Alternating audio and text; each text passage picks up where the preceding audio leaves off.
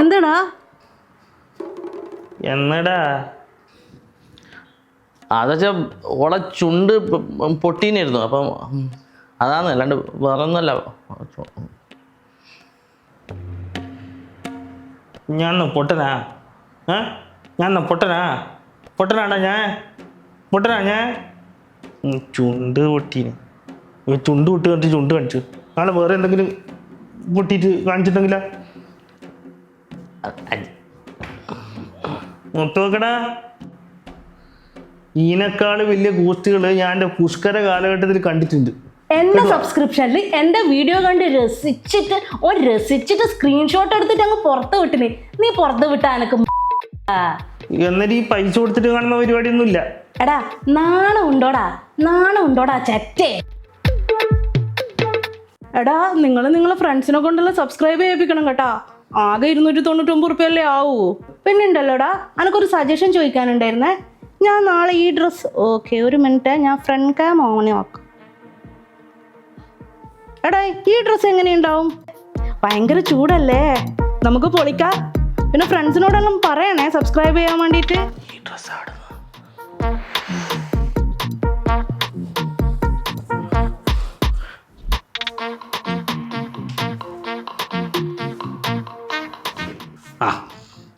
എടാ ഈ മീൻ വലേൻ്റെ ഉള്ളിൽ എന്തെങ്കിലും ഇടൂലേ? അച്ഛാ അച്ഛനൊരു കാര്യം ടോക്സിക് വർത്താനം പറഞ്ഞത് കേട്ടാ. ഓളൻ്റെ ഭാര്യയാന്ന്. എടാ ഈ പണ്ടത്തെ CBI ഡയറക്ടർ സിനിമ കണ്ടിട്ടില്ലേ? അത് കാണാൻ എന്തുകൊണ്ടാണ് ആഗ്രഹം? ഇത് സസ്പെൻസ് ഉള്ളതുകൊണ്ടാണ്. അത് കാണാനാണ് ആൾക്കാർ ഇങ്ങനെ ഉത്സാഹിച്ച് വരുന്നത്. ഈ സസ്പെൻസ് പുറത്തായ പിന്നെ അതൊന്നും കാണുന്നില്ലെന്ന് അർത്ഥമുള്ള മനസ്സിലായാ? എടാ മനസ്സിലാവേ.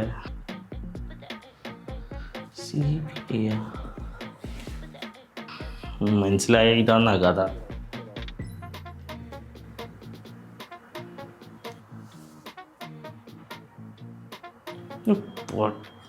പൊട്ടനാണ് മൊത്തം ഇത്.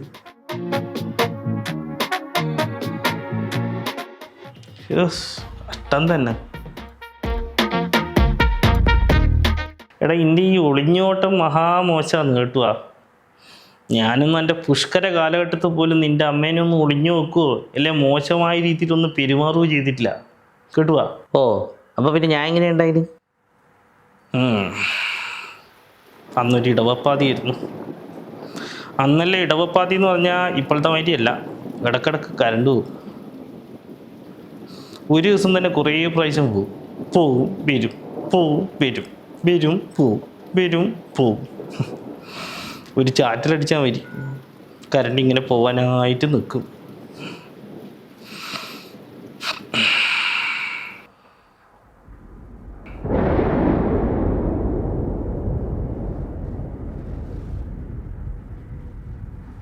എടാ സോറി എടാ, ഇന്നലെ ലൈവ് വരാത്തതുകൊണ്ട് എൻ്റെ കുറേ സബ്സ്ക്രൈബേഴ്സിന് വിഷമായി എന്ന് എനിക്കറിയാം. Sorry guys. അയ്യോ നീ എല്ലാ ദിവസവും ലൈവ് വരുന്ന ഒരു വിഷമേ ഉള്ളൂ ഇവിടെ ഒരുത്തന്. നല്ല തിരക്കായിരുന്നു ഗൂയിസ്.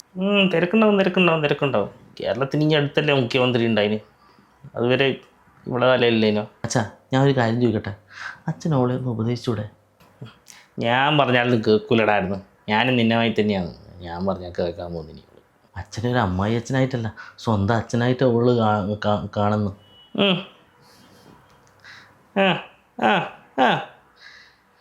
പണ്ട് നമ്മളെ രാധേൻ്റെ വീട്ടിൽ പോയാലോ ഓടി ഇവളോട് ചോദിച്ച്, മോളെ ഈ ഭർത്താവിൻ്റെ അച്ഛനും അച്ഛനല്ലേ, അപ്പോൾ അയാൾ അച്ഛാന്ന് വിളിച്ചൂടെ? എനക്ക് അച്ഛാന്ന് വിളിക്കാൻ വേണ്ടി തോട്ടടയിൽ എൻ്റെ വീട്ടിലൊരാളുണ്ട്, നായിത്തോട്ടിൽ നന്ദൻ. അല്ലാണ്ട് കണ്ണ് കണ്ട എല്ലാവരും അച്ഛാന്ന് വിളിക്കാൻ പറ്റുമോ രാധേൻ്റെ?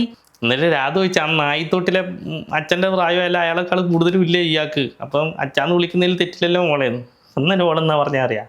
എൻ്റെ രാധേൻ്റെ ചിലപ്പോൾ നമ്മളെ വീട്ടിൽ പിച്ചക്കാരനും തണ്ടക്കാരനെല്ലാം വരും. അവർക്കെല്ലാം ചിലപ്പോൾ നമ്മളെ അച്ഛൻ്റെ പ്രായം ഉണ്ടാവും. അവരെല്ലാം കയറി അച്ഛാന്ന് വിളിക്കാൻ പറ്റുമോ? ഞാൻ നേരെ രാധേനെ ചമ്മല് കണി കണ്ടിക്കാൻ വെളുക്കനെ അങ്ങ് ചിരിച്ച്. അങ്ങനെ ഞാൻ ഉള്ളിൽ കരയായിരുന്നു. ആ പെണ്ണിനെ ഞാൻ ഇപ്പം പറഞ്ഞ് നന്നാക്കണ്ടല്ലേ? അച്ഛൻ പോലും അച്ഛൻ അവളെ അമ്മായി അച്ഛനായിട്ട് പോലും എന്നെ കണ്ടിട്ടില്ല. എന്നൊരു അച്ഛൻ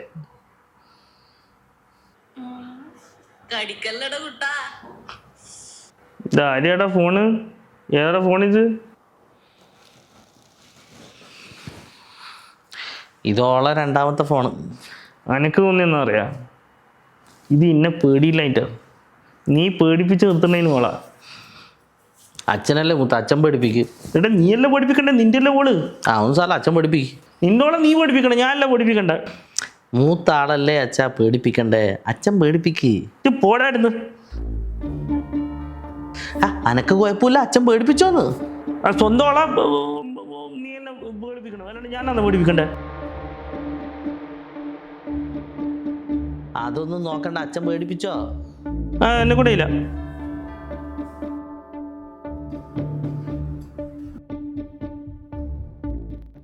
അച്ഛാ, അച്ഛൻ എന്നെക്കാൾ എത്രയോ മുന്നേ മരിച്ചല്ലേ.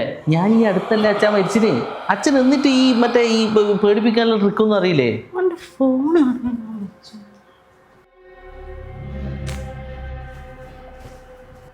എടാ ഞാൻ നേരത്തെ മരിച്ചിട്ട് വെച്ചിട്ട് ഞാൻ ഡ്രാക്കുളിയൊന്നും അല്ല, ഞാൻ നിന്നമായി തന്നെയാണ്. അച്ഛാ ഒന്ന് പേടിപ്പിക്കച്ചാ, അച്ഛൻ ഇതെന്ത് പറയുന്നത്? എന്നെ കൂടെ ഇല്ല. അച്ഛൻ ഒന്ന് പേടിപ്പിക്കച്ചാ, അനക്കറിയാത്തോണ്ടല്ലേ. പേടിപ്പിക്കച്ചാ ഒന്ന്.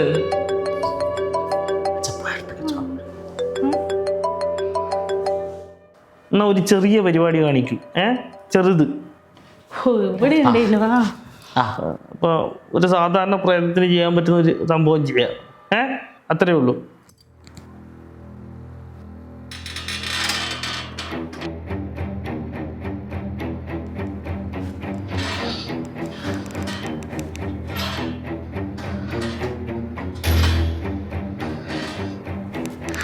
അച്ചാടി പൊളി.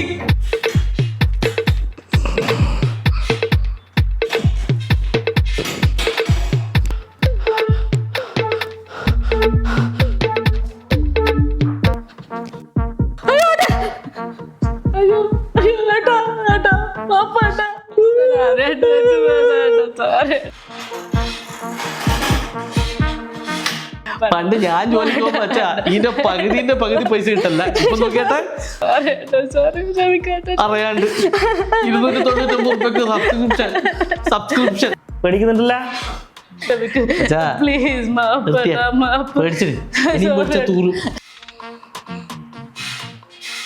ക്ഷമിക്കട്ടെ പ്ലീസ്, എന്നോട് ക്ഷമിക്ക പ്ലീസ്.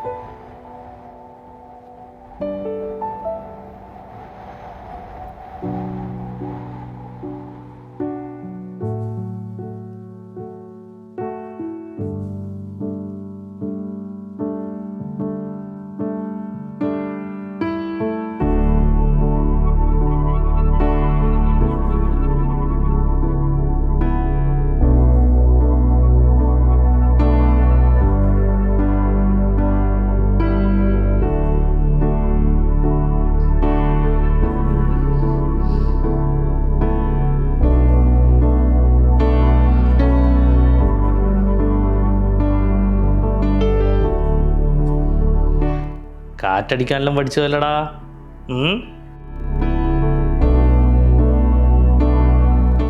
ഇപ്പം നീയും അന്നമാതിരി സാധാരണ പ്രേതമല്ല.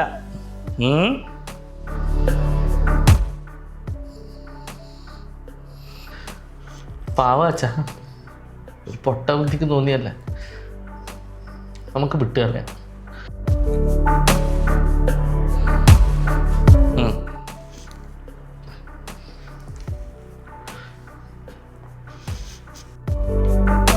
പോവാം.